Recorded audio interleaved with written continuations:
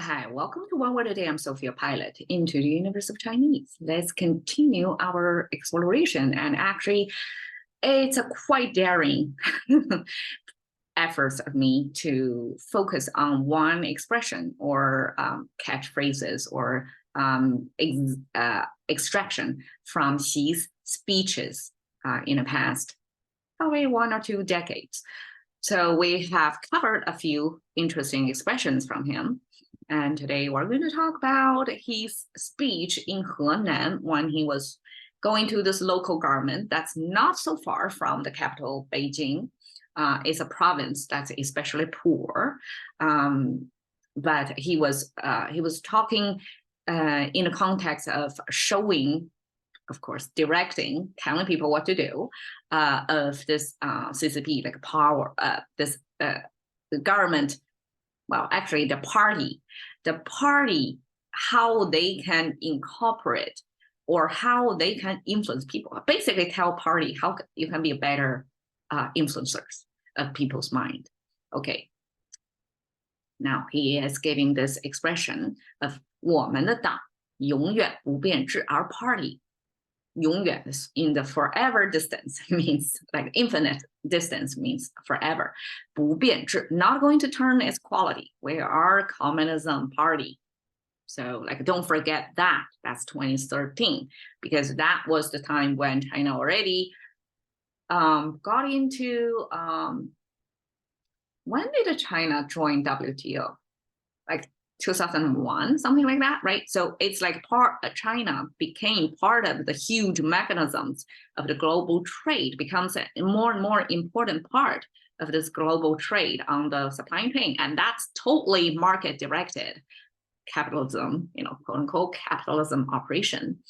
And it's the resource allocation based on, capitalism, like wherever more profits, it's the directed by economy, like what makes sense to people economically, right? So he probably at the moment of 2013 feel that need to make people realize that we're communism party. We're not following the capitalism way. Even if we're part of the global trade, we have to remember forever, we're not going to change our quality. Our quality in the sense of we're communism, we're not going to become capitalism forever. Okay, that's his statement. 不变质. And the second line is 我们的红色江山. Okay, our red colored 江山 is river and a mountain. River and mountain is Chinese symbolism for the land, like our land of China, our border, within the borderline of China's map, which is color red, which is communism. We're not going to change our color. So it's another way of saying the same thing. So 变色 is another, like we're not going to turn our color from red, representing communism, to green, representing capitalism, which is the dollar's color. So we're not going after money, okay? We're going after something else, which is remain in power, staying red. Okay, so let's go back to the first sentence. 我们的党永远不变质. So he is addressing directly to the party members. He's saying we, the party, and Chinese expressions is 我们的. So Chinese doesn't have we. Chinese have I, and 们 means plural I, which is we. Can you see that? 我 is I. And when there are multiple I's, it becomes we. Okay, and 的, it means apostrophe S is kind of a corresponding to this language correct structure. What do you call it? Semantically, not semantically, but syntaxically corrects the structure. So between we and party, we have to add this 的 to make it our. So for Chinese to coin the expression corresponding to English hour, which is so simple, just 4 letters, right? O-U-R, no, 3-letter English word, hour. Chinese have to use boom, boom, boom, 3 independent Chinese characters to coin our concept, which is I in plural form, apostrophe S, possessive, right? Okay, we all collectively possessing this party, this self-referral means CCP party. 永远 again, where Chinese using spatial sense is infinitely 永, infinitely distance means forever. Extend into temporal sense means time-wise, it's into the far distance that we're not going to turn quality. So 变质, 质 means quality. 质 means, I guess, the party's self-identity as communism party is never going to change, even if it's part of the global supply chain, even if China benefited from globalization. They're saying we're not going to be a capitalism party. We are going to stay as a communism forever. Okay, 智.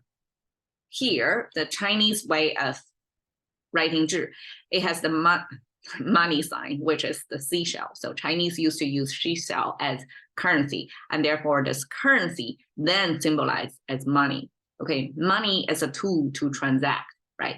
And then you have the top two of them, duplicate, copies. They look exactly the same, right? That means 金, that 金 means axe. So I guess axe was commonly used as a tool in the past, right? To chop something.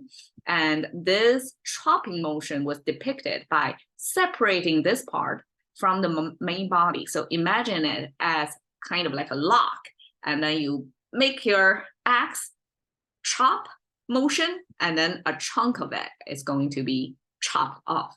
So that depicts the result of chopping. And then the whole thing showing you the result of chopping, which is a piece coming off from the main body, to mean the tool of chopping, which is axe. Okay, so two axes next to each other, and on top of the currency symbol, the money symbol means, I guess, transaction. So almost like you're using your money, try to buy two axes. And then you have to, like at a moment of trade, the seller and the buyer have to make this evaluation of how much things worth, right? So what kind of quality you're buying into with this currency. So at the moment of valuation, there's two axes symbolizing the tools or things you want to buy, right? And then with your money, then you have to, justify the spending of the money based on the quality. So again, quality was inferred in here. It was like quality is an abstract concept.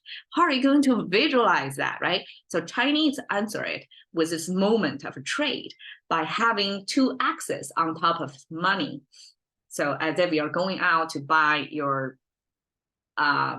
tools you want to use in Home Depot, okay? Let's say that, and you want to make sure you're buying quality stuff. So that transaction implied that you have to have justification of the money you're spending up there. So that's 质, quality.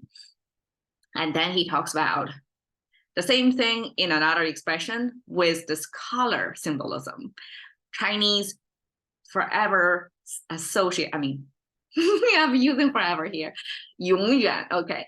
Associate the color red with communism. I guess that's globally true as well, right? Because Soviet Union have this communism red color symbol started, and then CCP inherit that and have their flag in red, and eventually have their country's flag in red, right? So red color continuously symbolizing communism, at least for the past 100 years, right? Since the ideology of Marxism's communism depiction that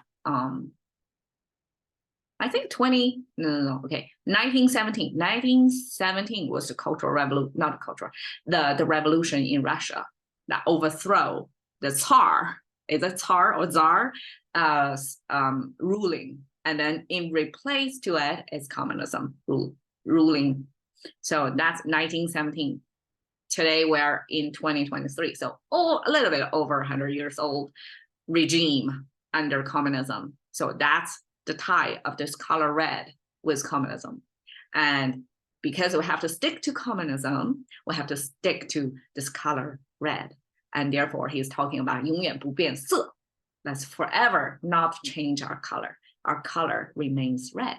So 色 in Chinese, I'm going to show you, is actually two human figures stacking up. The first human figure is kind of like a side view human figure. This is the head, this is the arm, this is the butt sticking out. You can almost visualize it as somebody is squatting. And then the second human figure is this person sitting on their heels. So ancient time, people have this amazing ability to sit on heels for a long time, at least finish their dinner. And so this second figure is kind of like going zigzag like that. This is, again, the head, the torso, and then I guess the arm is kind of putting in the front neatly. And then this is the thigh, the knee. Can you follow my pointer? And then this calf, and then this heel is out of proportion. So I guess this heel sitting was emphasizing the heel itself. So this heel shouldn't be proportionally longer than your torso, right? There's no way. But Chinese exaggerated the heel to emphasize we're talking about sitting on the heel. So somebody sitting on the heel, meaning somebody who is kind of in a submissive, like if you're sitting on your heel, you're not in a position to fight, for sure, right? So that's somebody in subordinate or submissive or non-offensive position. And then the other person sitting almost like a position on top of that person. And that person is still like a free form, can have his arm extended, even if it's kind of squatting for, it's not exactly squatting, okay? It's simply because the language have to place one character on top of the other, so that second character kind of squashed, but it's the structure that shows it's a person, okay? It's a person next to a person sitting on a heel. Why it becomes color? Okay, the story goes, this depicts two-person interaction. So in the two-person interpersonal communication, the reading of each other's vibes, okay, in today's lingo, vibrating was recognized by the language creator back then already. In fact, according to some scholars, 色, color, this vibrating, was pointed directly to somewhere around here. So this here, like front center of your forehead, in between your two eyes and eyebrows, like this is position that language creator or the scholars, whoever studied this, is telling you to pay attention to. That's where you're going to interpret the other person's intention. If that person is happy or not, and what kind of vibe that person is sending to you through the whole body language. Like no matter what my limbs are doing, that's lesser important. The most important, information sender is this part.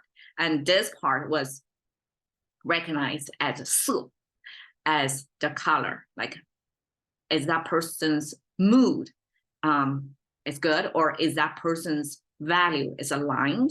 Is he a friend, a foe? All that information is reading over there, and that's in Chinese ancient Chinese context. That's 色. So eventually use extended into the colors, into this, light bounce off a surface to give us a frequency, right?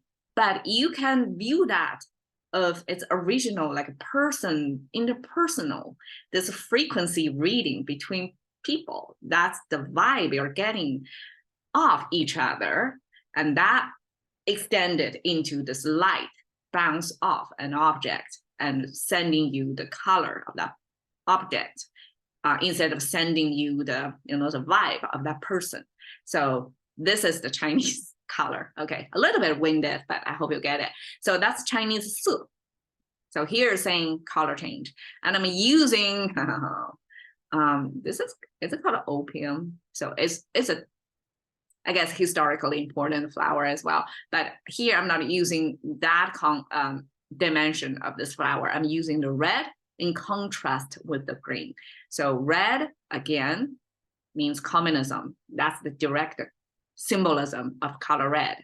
And then in its complementary color, on the color wheel, green then represent capitalism. So here Xi was talking about 变色, like we're not changing from red to green. Okay, guys, we're staying communism. We're not going to be capitalist, even if they benefit from the global trade. All right, catching to the currency of thinking about one word a day with Sophie. See you another day.